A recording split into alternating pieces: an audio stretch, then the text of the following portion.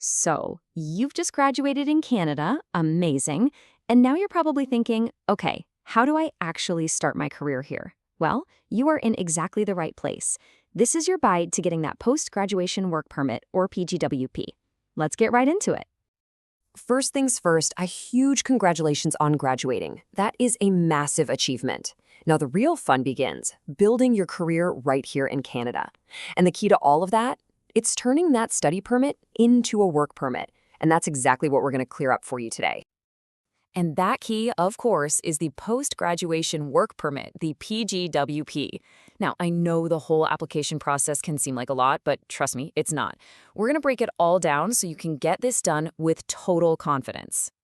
All right, here's our game plan. It's super simple.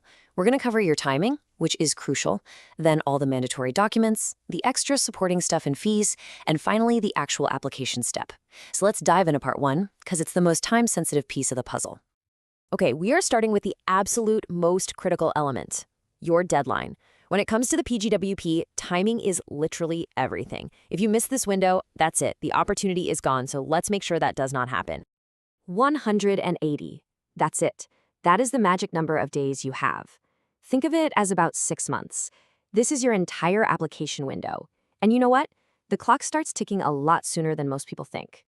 Now listen up, because this is where people get tripped up.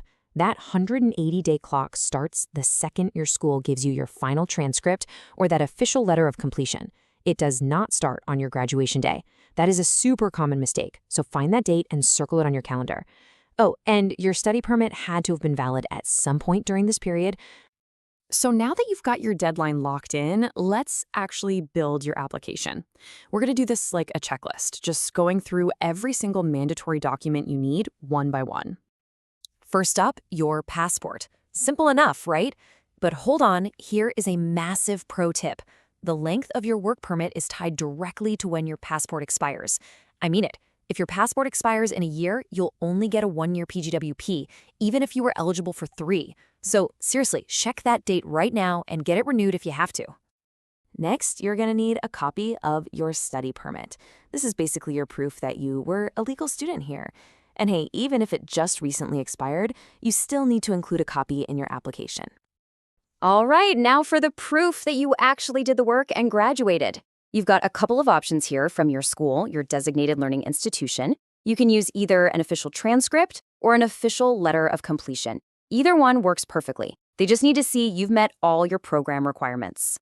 Okay, this next document, it's technically listed as optional, which, brings up a really important question.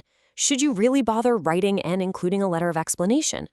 The answer? 100% yes. Think of the letter of explanation as your chance to talk directly to the immigration officer. It lets you connect all the dots for them, state your intentions clearly, and explain anything that might look a little weird, like if you took a semester off. It just makes your case so much stronger. We are making some serious progress. You've got your core documents ready to go. So now let's talk about the final pieces of the puzzle, the supporting items, and of course, the fees you need to pay.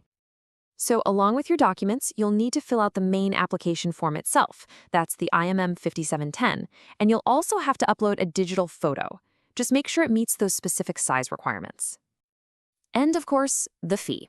What's this all going to cost? Well, the grand total for the application is 255 Canadian dollars. It's just a single payment you'll make when you submit everything. So, where does that number come from? Well, it's actually 2 fees rolled into one. There's the $155 fee for processing the work permit itself, plus another $100 fee because the PGWP is what they call an open work permit, which is great because it lets you work for pretty much any employer in Canada. And that's basically it. You've checked your timing, you've gathered all your documents, you've got the fees sorted. There is only one thing left to do, and it's the most exciting part, actually submitting your application. And you know what? It really is this simple. You just log into your secure online IRCC account. It's probably the same one you use for your study permit, and you just follow the steps. You'll upload your documents, fill out the forms, pay the fee, and hit submit. The whole system is designed to be pretty clear.